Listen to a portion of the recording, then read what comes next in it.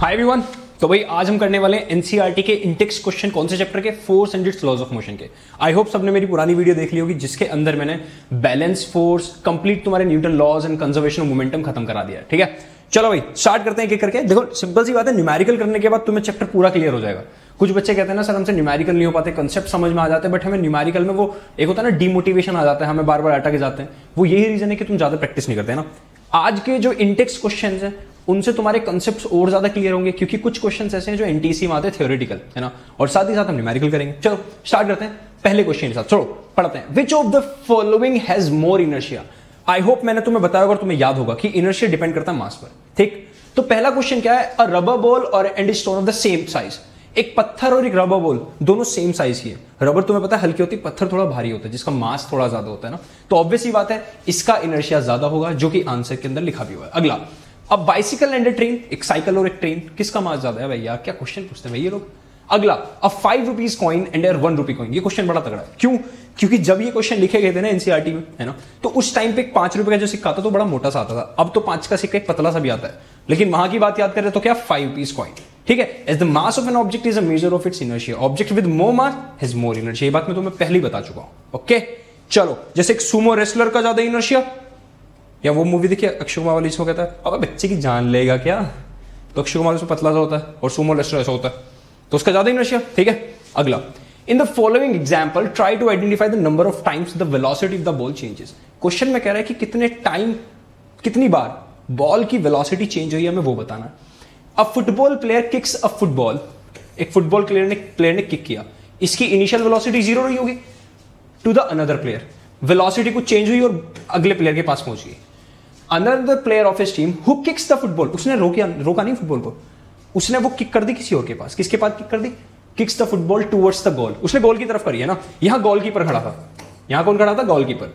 उसने रोक ली। देखो, the goalkeeper of the opposite team collects the ball, रोक ली। क्या यहां पे जाके V0 हो गई? देखते हैं, मैं बताऊंगा ना। Collects the football and kicks it toward, अब इसने भी किक कर दी दोबारा किसी और प्लेयर की तरफ, अनदर प्लेयर, है ना। यू से यहां एक बार चेंज हुई 1 टाइम, यहां से यहां गई दूसरी बार। देख रहे हो, पहले यहां से यू से पहुंची इसके पास कुछ वेलोसिटी के साथ, एक बार चेंज हुई, इसने दूसरी की तरफ ट्रांसफर कर दी बिना वेलोसिटी चेंज किए 2 बार, इसके पास आके इसने पकड़ ली, कलेक्टिवली 0 हो गई। ठीक है, फिर इसने वेलोसिटी यहां इसने अनदर प्लेयर के पास किया, kicks towards another player of his own team, है ना। Also identify the agent supplying the force in each case. कौन है एजेंट जो सप्लाई कर रहा है? देख रहे हो, फिर यहां पे 2 बार यहां चेंज हुई। ठीक है, तीसरी बार इसने पकड़ ली ना, 0 कर दी, इसने कुछ चेंज करके इसके पास भी जिसने तुरंत पकड़ ली, तीसरी बार चेंज होगी, इसने फिर किक किया 4th बार यहां, तो टोटल 4 टाइम वेलोसिटी चेंज हुई है। ठीक है, कौन कौन चेंज कर रहा है? पहले वाले में पहला player, then second player, 3rd number पे गोलकीपर, 4th नंबर पे भी गोलकीपर। तो यहां पे जो पूछा है इसने, ऑल्सो आइडेंटिफाई द एजेंट।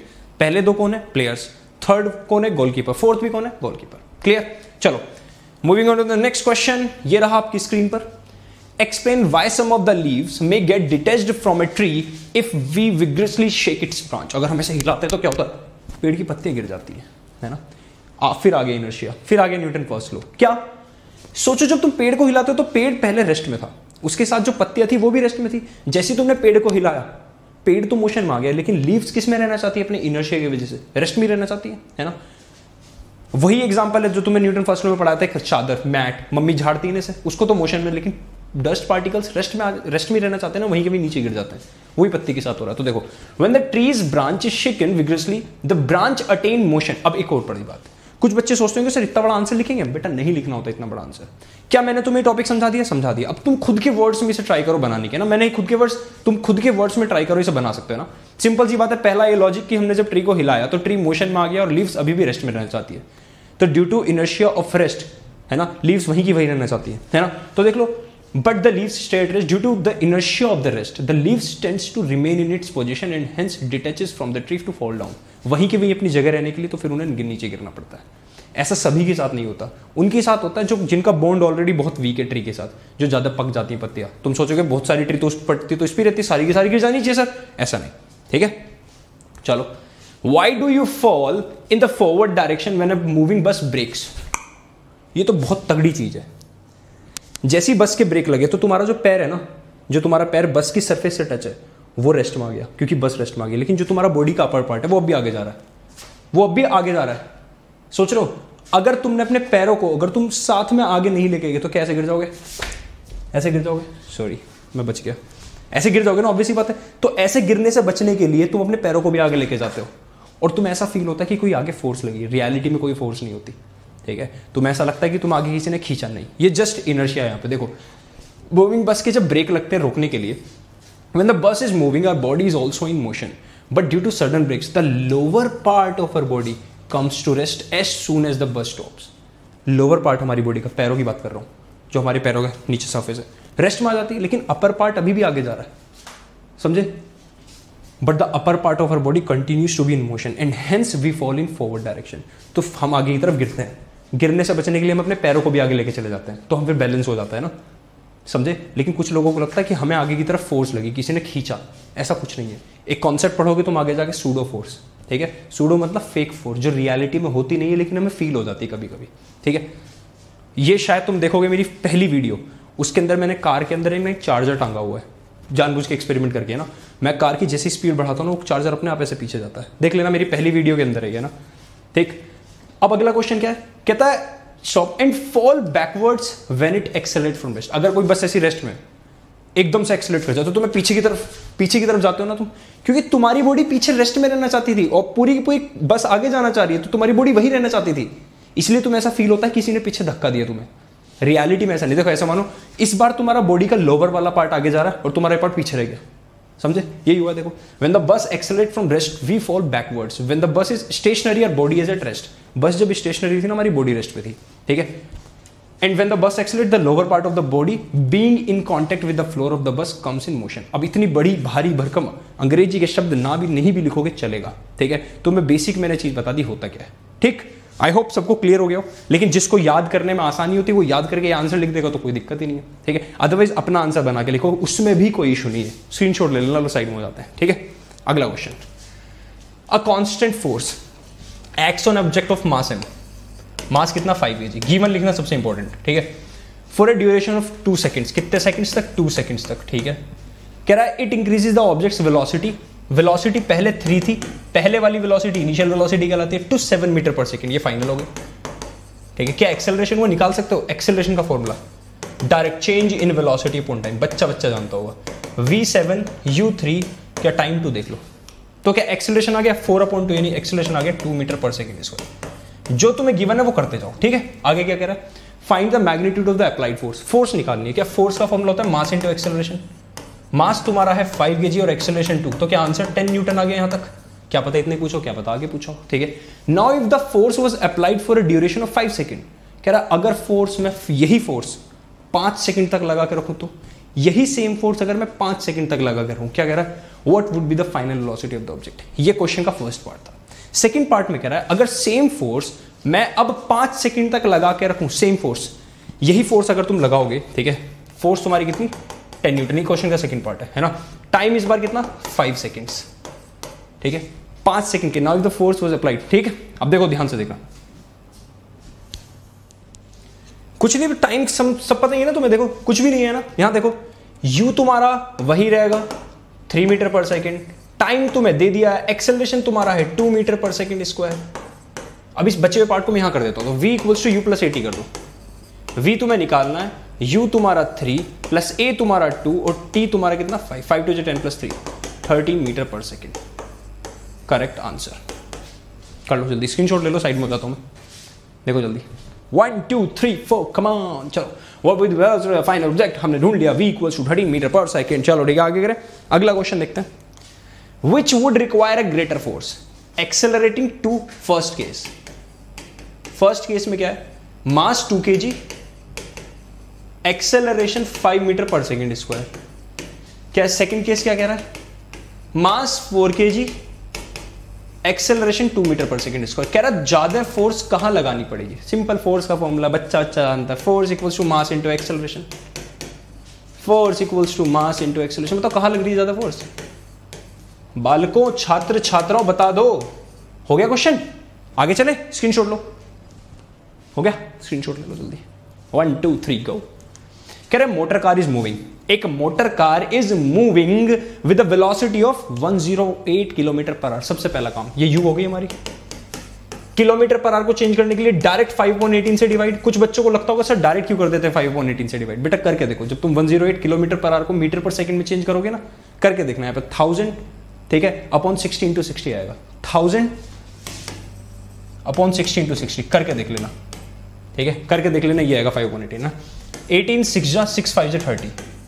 क्या इनिशियल वेलोसिटी आ गई, ठीक। आगे देखो, and it takes 4 second to stop. इसे 4 सेकंड लगे रुकने में। रुकना मतलब 0 मीटर, 0 होगी ना तुम्हारी फाइनल वेलोसिटी ना, 4 सेकंड लगे इसको, ठीक बच्चों। कह रहा after the break sir applied, break लगा दिए तो फोर्स लगी होगी पक्का। Calculate the force exerted by the brakes on the motor car if its mass along with the passenger.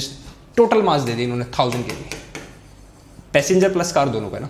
कह रहा टोटल फोर्स कितनी लगानी पड़ी होगी इंजन को उसे रोकने के लिए। फोर्स का फॉर्मूला होता है मास इनटू एक्सेलरेशन। तो हमारी सबसे पहले रिक्वायरमेंट यहां से एक्सेलरेशन ढूंढने की। क्या acceleration equals to v minus u upon t. कुछ बच्चे कहेंगे सर ये माइनस में कैसा आ गया एक्सेलरेशन। बेटा रिटार्डेशन हो रहा है यहाँ पे क्योंकि ब्रेक लगे हैं, ठीक है, समझे। तो -30/4। अब 2 2 जा 4 2 15 जा, इतना ही रहने तो आगे सोल्व करने की जरूरत नहीं है। कैलकुलेशन आसान बनाना सीखो, ठीक है। तो मैं डायरेक्ट यहां लिख दूं एक्सेलरेशन आ गया तुम्हारा -15/2 मीटर पर सेकेंड स्क्वायर। क्या आप सभी को ये बात समझ में आई जो अभी हमने कराई। हाँ, आई होप सबको आ गई हो। अब बस हमें क्या निकालनी, फोर्स निकालनी कि कितनी फोर्स लगी इस पर। ये देख लो, फोर्स का फॉर्मूला होता है मास इंटू एक्सेलरेशन। मास कितना 1000, एक्सेलरेशन कितना भैया -15/2 है ना, -15/2। क्या 2 से कट गया ये 500 इंटू 15 5 75। क्या फोर्स आ गई -7500 newton. What does this minus sign indicates. ये माइनस साइन यहां पे क्या इंडिकेट कर रहा है बताओ। क्या force is in opposite direction of the motion. Car आगे जा रही है लेकिन ब्रेक लग रहे हैं उसे पीछे, समझ रहे हो। ब्रेक जो लग रहे हैं तो फोर्स पीछे लगा रहे हैं उसे रोकने के लिए। यहां माइनस साइन लिख सकते हो। Minus sign indicates that the force is acting in the opposite direction of motion. जो मैंने बोला इसे लिख लो। देखो जल्दी स्क्रीनशॉट ले लो। अगला question, a force of 5 Newton, force of 5 Newton given है ना, 5 Newton gives a mass m1 है an acceleration of 10 metre per second square. Acceleration 10 metre per second square दिया इसमें एक बॉडी को जिसका मास था m1, ठीक है। और दूसरे मास m2 को उसने अलग एक्सेलरेशन दिया। हो यहां मास है m1, सेम फोर्स लगाई 5 न्यूटन और एक्सेलरेशन हुआ 20 मीटर पर सेकंड स्क्वायर और मास है m2। क्या दोनों मास निकाल सकते हो। क्या दोनों मास निकाल सकते हो। बहुत आसान है। फोर्स का फॉर्मूला F = m से है ना। ये तो आसान से हो जाएगा। आगे देखते हैं क्या कहता है। कुछ और तो नहीं बोला इसने। इसने बोला what acceleration would it give if both the masses were tight together. तो पहले मास निकालो और दोनों को बांध दो, ठीक है।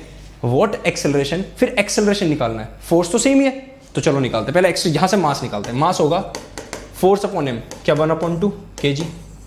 यहां मास कितना होगा 5/20, क्या 1/4 kg। कह रहे दोनों मास को साथ बांध दो। वैसे निकाल लो, ये मास वन एक्चुअल में 0.5 kg हो गया और ये मास कितना हो गया 0.25 kg। अगर मैं दोनों को साथ बांध दूं तो क्या कर दूं m1 + m2। क्या टोटल मास कितना हो 0.5 प्लस कर सकते हो 0.75 kg। इस मास पे वापस से सेम फोर्स लगाई, ये टोटल मास कितना हो गया 0.75 kg। एक्सेलरेशन पूछा है, सेम फोर्स 5 न्यूटन लगा दी। क्या एक्सेलरेशन इक्वल्स टू आ गया 5/0.75। डेसिमल हटाओ और ऊपर 2 0 लगाओ और फिर तुम ये करके दिखाओ जी, ये करके दिखाओ। हो गया ना। तो आराम से डेसिमल हटाओ, ऊपर 2 0 पहुंचा दो, ठीक। 515 जा 500 जा 5 3 जा 520 जा। क्या एक्सेलरेशन तुम्हारा आ गया 3 6 जा 18 6.666 यानी 7। ऐसे लिख लो बस। आई होप सबको ये बात क्लियर हो गई हो। चलो लिख लिया, देख लो भी, स्क्रीनशॉट ले लो। मैं देखो भी अगला क्वेश्चन देख लेते हैं ना। अगले क्वेश्चन में दिया हुआ है velocity time graph of ball of mass 20 gram. Sorry, यहाँ 20 ग्राम का एक मास है, ठीक। इसको हल्का सा रब कर देते हैं भाई, काहे दिक्कत करनी, ठीक। तो 20 ग्राम एक मास दिया हुआ है जो कि स्ट्रेट लाइन पे मूव कर रहा है। लॉन्ग टेबल इज गिवन, जो भी how much force does the table force find करना है। मेन हमारा काम ये है, ठीक है। फोर्स का फॉर्मूला तुम्हें पता है, फोर्स का फॉर्मूला होता है मास इनटू एक्सेलरेशन। एक्सेलरेशन हमें फाइंड करना पड़ेगा इस ग्राफ से, क्योंकि ग्राफ दिया हुआ है वेलोसिटी टाइम का। और एक इंपॉर्टेंट बात, यहां पर सेंटीमीटर पर सेकंड ग्राफ में दिया हुआ है, ठीक है। चलो आगे देखते हैं। इस ग्राफ को देख के बताओ क्या इनिशियल वेलोसिटी तुम्हें 20 सेंटीमीटर पर सेकंड दिखाई दी? बहुत बढ़िया। क्या फाइनल वेलोसिटी यहां 0 पहुंच गई? देखो 0, बहुत बढ़िया। क्या टाइम तुम्हारा 10 सेकंड्स है? बहुत ही बढ़िया। क्या एक्सेलरेशन का formula final minus initial upon time? क्या ये टाइम कितना है? सॉरी 10 लिख देते हैं डायरेक्ट, अब तो वैल्यू तो हमें पता ही है ना। तो क्या टाइम हमारी अगर 10 है तो क्या हम लिख सकते हैं डायरेक्ट -2 सेंटीमीटर पर सेकंड स्क्वायर। इसको चेंज करो, एक्सेलरेशन निकालना है, डायरेक्ट चेंज करो बच्चों, किसमें? मीटर पर सेकंड स्क्वायर के अंदर 100 से डिवाइड हो जाएगी, -0.02 मीटर पर सेकंड स्क्वायर। ठीक है, आ गया भैया। फोर्स पूछा है ना, फोर्स का फॉर्मूला मास इंटू एक्सेलरेशन। मास कितना होता है बताओ? 20 ग्राम है, 20 ग्राम को किलोग्राम में चेंज कर लो। ठीक है, मल्टीप्लाई एक्सेलरेशन कितना? माइनस का 0.02 है ना, 0.02 लिख रहा हूं, माइनस के आगे लिख दो, कोई दिक्कत? सोल्व कर लो भैया इसे जल्दी से, जल्दी करो। यहां से तुम डेसिमल हटाओगे, नीचे 100, नीचे आएगा तुम्हारा, ऊपर बचा 2 जब देखो यहां से 1 0 से 0 काट दो पहले तो, है ना। 100 यहां से 100, 4/10,000 लिख लो, 0.0004 न्यूटन आंसर। चेंज करके यहां पे लिख लेना, 0.004 आ जाएगा आंसर। चलो आगे चलें। आई होप सभी बच्चों को क्वेश्चन समझ में आया भाई, बोलो। अच्छा हाँ, माइनस क्या रिप्रेजेंट कर रहा है यहाँ पे, ये तो बताना भूल गया मैं, स्क्रीनशॉट ले लिया ना। माइनस क्या रिप्रेजेंट कर रहा है? That means force is in opposite direction. अबे याद रखो, जब भी तुम्हारी वेलोसिटी कम हो रही है तो एक्सेलरेशन और फोर्स ऑपोजिट डायरेक्शन में होते हैं मोशन के। ये पॉइंट हमेशा याद रखना, स्क्रीनशॉट लो। अगर चाहते हो तो मैं इसका डायरेक्ट भी लिख देता हूँ डेसिमल, अगर तुम्हें कह रहे हो सर पूरा ही लिखो ना। है सर, हम क्यों लिखे सर? हैं सर, हम क्यों लिखें? जब आपसे पढ़ रहे हैं तो है, लिख लो। चलो अगले क्वेश्चन में चलते हैं, नोट कर लिया था? ठीक है। बुलेट ऑफ मास 20 ग्राम, एक बुलेट है भाई, गोली है ना 20 ग्राम की, ठीक, is horizontally fired with the velocity of इतना, इतनी वेलोसिटी से उसे फायर किया गया 150 मीटर पर सेकंड। एक गन से फायर किया होगा, माउजर बंदूक जो बचपन होती था, पीली गोली वाली, ठीक। From A pistol of mass 2 kg, एक बंदूक है जिसका मास दे दिया तुम्हें 2 kg, कितना? 2 kg। जैसे तुम बंदूक चलाते हो पीछे की तरफ झटका लगता है, ठीक है, उसे ही बोलते हैं रिकॉइल। तो तुम्हें ये वेलोसिटी फाइंड करनी है, इसे ही बोलते हैं क्या? रिकॉइल। कोई से भी ऑब्जेक्ट को 1 और 2 मान लो, मैं इसको मान रहा हूं, इसको m1, इसकी वेलोसिटी v1, इसको मान रहा हूं मैं m2, इसका मास, और इसकी वेलोसिटी क्या तुम्हारी? v2। सोचो पूरा का पूरा सिस्टम गोली चलाने से पहले रेस्ट पे था, रखिए ऐसे रेस्ट पे, तो क्या पूरे सिस्टम का इनिशियल मोमेंटम 0 रहा होगा? कंजर्वेशन ऑफ मोमेंटम क्या कहता है कि initial momentum equals to final momentum. ये तब तक पॉसिबल है जब तक there is F external equals to 0। ये बात याद रखना, बहुत कम बताई जाती है, जब तक एक्सटर्नल फोर्स 0 होती है। यहां कोई एक्सटर्नल फोर्स नहीं थी, गन चलाई, अंदर से फोर्स लगी जो भी चली, है ना। यहां पर एफ एक्सटर्नल 0 थी, तो initial momentum should be equals to final. पूरा का पूरा सिस्टम पहले रेस्ट पे था, मोमेंटम आते ही तब जब वेलोसिटी होती, तो क्या ये 0?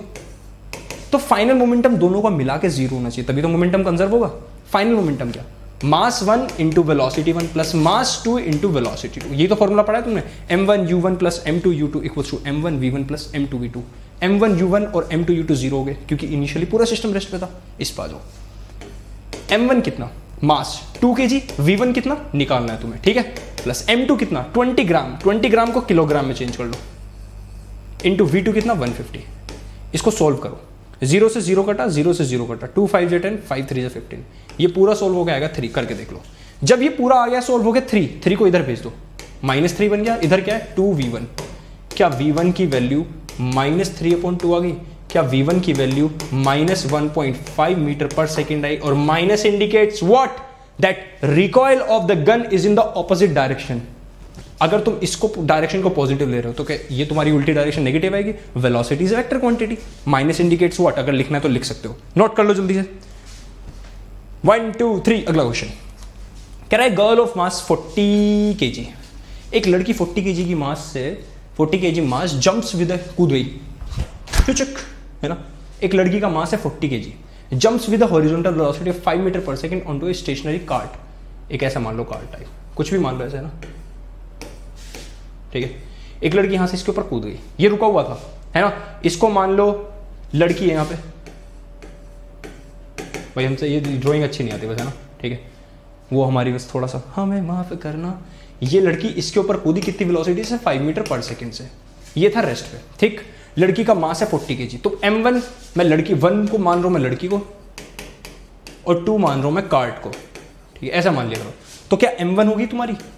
m1 है लड़की 40 kg, क्या लड़की की U1 मिल गई तुम्हें? लड़की किस वेलोसिटी से कूदी? 5 मीटर पर सेकेंड, ये भी पता चल गया। चलो भैया अब देखते हैं कार्ट का मास वगैरह। स्टेशनरी कार्ट की इनिशियल वेलोसिटी 0, कार्ट को मैंने 2 बोलना है। आगे देखो विद फ्रिक्शनलेस व्हील, यहाँ फ्रिक्शनलेस व्हील है तो ये जैसी लड़की इसके ऊपर कूदेगी ये जाएगा आगे की तरफ, ये सिचुएशन होगी।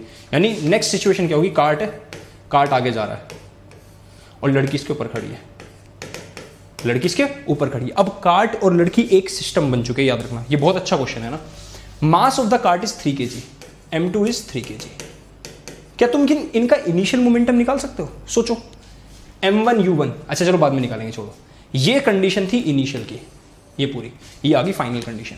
क्या इन दोनों का मास अब कंबाइन हो गया, m1 प्लस m2 एक साथ जा रहे हैं, कितना हो गया 40 प्लस 3 43 kg, m1 m2 एक साथ जा रहे हैं। देखो what is her velocity is the cart starts moving assuming that there is no, ये सब काम की बात नहीं, कोई एक्सटर्नल फोर्स नहीं, उन्होंने बोल दिया। जब एक्सटर्नल फोर्स ना हो तो क्या मोमेंटम कंजर्व, और कंजर्वेशन मोमेंटम की इक्वेशन ये देखना, ये देख लो, m1 तुम्हें पता है 40, u1 तुम्हें पता है 5 प्लस m2 तुम्हें पता है 3, u2 तुम्हें पता है 0।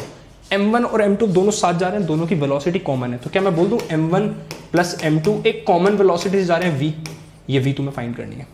ये 0 हो गया, 45 से 200 equals to m1 plus m2 40 plus 43, ये v तुम्हें फाइंड करनी हो गया क्वेश्चन। v इक्वल्स टू 200/43 मीटर पर सेकेंड। इसको फर्दर अगर सोल्व करना चाहते हो तो तुम कर सकते हो, 4.6 समथिंग आएगा, 4.6 समथिंग, नोट करो, स्क्रीनशॉट लो, 1 2 3 4 डन। अगला question, two hockey players of opposite teams while trying to hit a hockey ball on the ground collide and immediately becomes entangled. देखो क्या कह रहा है क्वेश्चन में, कह रहा है वो 2 हॉकी प्लेयर्स हैं ऑपोजिट टीम के, जब वो एक दूसरे बॉल को हिट करने की कोशिश कर रहे थे, ग्राउंड पे कोलाइड के धूप आपस में भिड़े और दोनों एक दूसरे ग्राउंड पे गिर गए। ठीक है, one has a mass of 60 kg and was moving with a velocity, एक का मास था कितना 60 kg और ये ऑलरेडी मूव कर रहा था 5 मीटर पर सेकेंड से। ठीक, while the other has the mass of 55 kg, दूसरे का मास था 55 kg। ठीक है, और ये मूव कर रहा था moving faster with the velocity 6 meter पर सेकेंड। ठीक है, टुवर्ड्स द फर्स्ट प्लेयर, ये इधर की तरफ जा रहा है। चलो ठीक है, in which direction and with what velocity will they move after they become entangled. जैसे ये दोनों आपस में आगे ठुके तो ये वापस ऐसे जाएंगे, यही होगा। ठीक है, ये हो गया बिफोर कोलिजन, ये हो गया आफ्टर कोलिजन। जो तुम्हें मैंने कंजर्वेशन मोमेंटम की डेरिवेशन कराई बिल्कुल सेम है, कुछ डिफरेंस नहीं है। ठीक है, in which direction with what velocity will they move after the become entangled, assume that the friction force acting between the feet of the two players or ground is negligible. F external की बात करी उन्होंने, जो external force है बोल दिया वो 0 है, उसे इग्नोर करो, है ना। तो क्या m1 u1 plus m2 u2 equals to m1 v1 plus m2 v2 होनी चाहिए, कंजर्वेशन मोमेंटम होना चाहिए। यहां पे 1 और 2 मान लेते हैं, इसको मैं 1 मान रहा हूं, इसको मैं 2 मान रहा हूं। तो m1 मेरा 60 kg, u1 कितना 5। अगर मैं इस डायरेक्शन को पॉजिटिव ले रहा हूं 5 वाली को, तो इसको नेगेटिव लेना पड़ेगा 6 वाली को, प्लस m2 मेरा 55, क्या ये मेरा -6, ये इंपॉर्टेंट है बहुत ज्यादा, याद रखना। ठीक है, अब कह रहे हैं कि वेलोसिटी क्या हो गई, ये बड़ी वाली दिक्कत है। चलो देखो, पहले तो तुम्हें इस इंटेंगल्ड का मीनिंग समझने की जरूरत है। इंटेंगल्ड मतलब वो एक दूसरे में इलझ गए, इलझ के अब एक ही डायरेक्शन में जा रहा है, यानी कि दोनों का मास अब एक साथ जा रहा है। 60 प्लस पिछले क्वेश्चन की तरह 55, दोनों एक साथ जा रहे हैं कॉमन वेलोसिटी से। अब अगर आंसर तुम्हारा माइनस में आया तो समझ जाना इधर जा रहे हैं, क्योंकि ये डायरेक्शन मैंने माइनस लिए। अगर आंसर तुम्हारा पॉजिटिव आया समझ जाना इधर जा रहे हैं। करके देखते हैं, 65 से 300 माइनस 55 इंटू 6 कितना, 6 5 30 0, 6 5 30 33। ओ देख लो कितना गया, 60 इंटू 5 कितना हो गया 115 भी भैया रे, -30/115 मीटर पर सेकेंड, यही है वेलोसिटी। इसको फर्दर सॉल्व कर लो, 5 6 30, v की वैल्यू आई है तुम्हारी -6/23 मीटर पर सेकेंड। फर्दर सॉल्व करना चाहते हो कर सकते हो, लेकिन इस माइनस साइन क्या इंडिकेट कर रहा है, यह माइनस साइन इंडिकेट करता है बेटा कि दोनों के दोनों कौन सी डायरेक्शन में जा रहे हैं, बताओ। कर सकते हो, इसे करना चाहते हो, आगे सॉल्व करना चाहते हो। 23 इंटू कितना होगा, जो पॉइंट आएगा 23, 2 जाएंगे 46 टू 5, तुम्हारा v का फाइनल आंसर आएगा -0.26 समथिंग, है ना, मीटर पर सेकेंड। कर सकते हो, ठीक है। देख लो, माइनस रिप्रेजेंट्स व्हाट, कि दोनों कौन सी डायरेक्शन में जा रहे हैं। इसकी वेलोसिटी ज्यादा थी, ये उधर ही घसीट के ले गए इसे। स्क्रीनशॉट लो, 1 2 3 गो। अगले क्वेश्चन पे चलते हैं।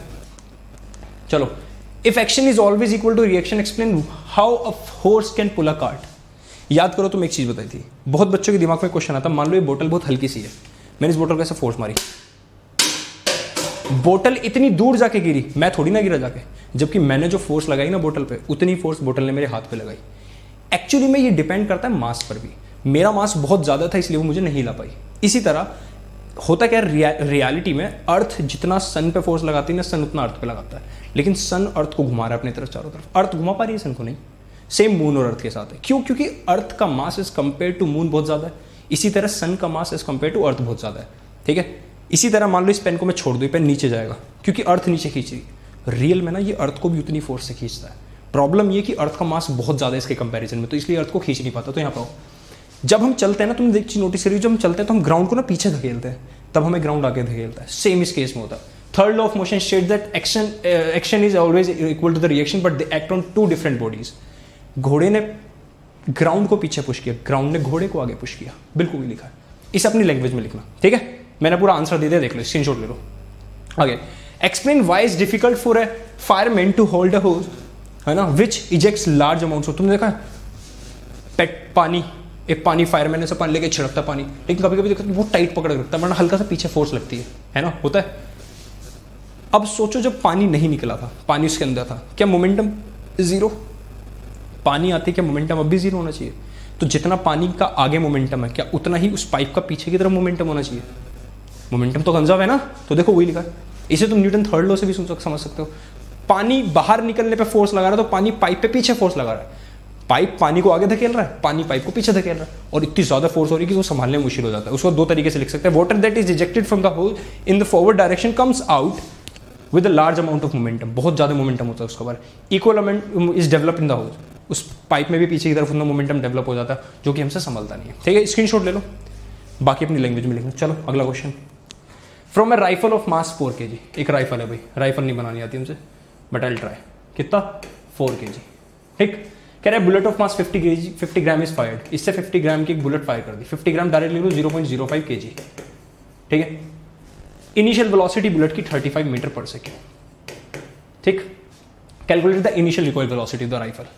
इसकी रिकॉइल वेलोसिटी पीछे की साइड, सेम क्वेश्चन कराया अभी। क्या initial momentum should be equals to final momentum? Initially पूरा का पूरा सिस्टम रेस्ट पे है ना, फाइनली क्या हुआ, ये जीरो सिस्टम। m1 इसको 1 मान लेते, इसको 2 है ना, m1 v1 plus m2 v2, v2 क्या 35। अगर तुमने इस डायरेक्शन को पॉजिटिव मान लिया इसको, तो ये आंसर माइनस मानना चाहिए जो v बनाएगा। चलो देखते हैं, डेसिमल हटाओ, नीचे 100, 520 जा, 5 4 जा, 5 7 जा, 7/4 कितना हुआ, 7/4। बच्चा उधर ले जाओ इसे, क्या -7/4 हो गया, इक्वल्स टू 4v1। ये 4 डिवाइड में चला गया, क्या v1 की वैल्यू -7/16 आ गई। चाहो तो इतना ही छोड़ दो, चाहो तो इसे फर्दर सॉल्व कर लो, ठीक है, कर सकते हैं। 0.4 समथिंग आ जाएगा। v1 इक्वल्स टू -16, 4 जा 64, -0.4, 16 4 जा 64, 6 गया 16 5, 16 4 जा 64, समथिंग ऐसी कुछ आंसर है। सेम क्वेश्चन बिल्कुल जो भी कराया था, देख लो भी जल्दी। 1 2 3 4 बाबा। 2 objects A and B, 2 objects हैं A and B of mass is 100 gram. एक ऑब्जेक्ट 100 ग्राम का है, दूसरा 200 gram, are moving along the same line, that same direction. ये ऑब्जेक्ट भी आगे जा रहा है, ये भी आगे जा रहा है, ठीक है। इसकी वेलोसिटी 2 मीटर पर सेकेंड, इसकी 1 मीटर पर सेकेंड। पीछे वाला आगे वाले को ठोक देगा, ठीक। इसका मास 100 ग्राम, इसका मास 200 ग्राम। अगर ये क्वेश्चन कंजर्वेशन मोमेंटम का हुआ ना, तो दोनों का मास सेम है, चेंज करने की जरूरत नहीं है, इक्वल में ऑपोजिट में कट जाते हैं ना। कह रहा है the collide and after the collision object B, collision हो गया इनका, और कोलिजन होने के बाद ये जो तेरा ऑब्जेक्ट बी था, ये वाला, इसकी वेलोसिटी होगी 1.67, ठीक है। कह रहा है इस वाले की वेलोसिटी बताओ, तो लिख दो direct, m1 v1 plus m2 v2 equals to m1 v तुम्हें फाइंड करनी है प्लस m2 v2। कर ले सोल्व। 200 प्लस 200, ये 200 हो गया, ये भी 200 है, 400। ये कितना बचा, 100 इंटू वी, ये कितना हुआ प्लस, डेसिमल सोल्व, डेसिमल हटाओ, 100 नीचे, 2 0 कैंसिल हो गया। देख लो भाई, 167 इंटू 167 कितने होते हैं, खुद ट्राई करो, सोचो 160 इंटू 160 कितने होते हैं, 320। है ना, और 7 की भी 2 बार 14, 334, ये मल्टीप्लाई करना सीखो। उधर गया माइनस में, ठीक है, 334 इसमें से माइनस हो गया, बताओ कितना बचा, 400 माइनस 334 करना है। अब ये भी माइनस करना सीखो, इसमें कितना ऐड करूँ कि 340 हो जाए, 666 बचा, अपॉन में आ गया 100 v। क्या आंसर आया v का 0.66 मीटर पर सेकेंड। आई होप सबको समझ में आ गया होगा। देख लो भाई, सेम क्वेश्चन है बिल्कुल, कंजर्वेशन मोमेंटम पर बेस्ड क्वेश्चन। देख लो भाई, स्क्रीनशॉट लो, 1 2 3 4। Oh sorry I think last question था हमारा। Oh done. तो भाई आई होप सबको ये बातें समझ में आई होंगी, ठीक है। तो अब अगली क्लास में हम अपने जो एक्सरसाइज है उसके सारे क्वेश्चन करने वाले हैं। चलो तब तक के लिए सब लोग प्रैक्टिस करो, जिसके जो भी डाउट हो वो मुझे कमेंट सेक्शन में बता सकता है, ठीक है। सी यू गाइस, बाय बाय, चलो।